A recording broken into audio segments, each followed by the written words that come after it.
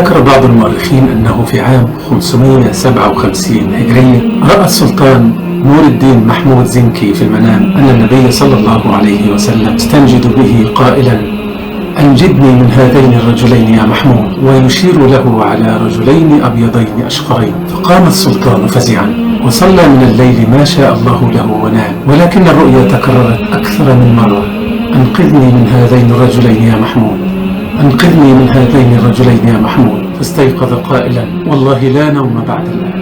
واستدعى وزيره جمال الدين الموصلي، وكان رجلا تقيا، فقال: اكتم خبر الرؤيا ولتذهب إلى المدينة المنورة.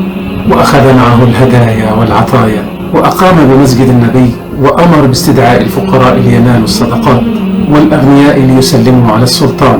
فحضر الجميع وهو يتفحص وجوههم بحثا عن هذين الرجلين، فلم يجدهما، فسأل: أما هناك من أحد لم يأت؟ فقيل له أن هناك رجلين صالحين تقيين غنيين لا يحتاجان إلى الصدقات.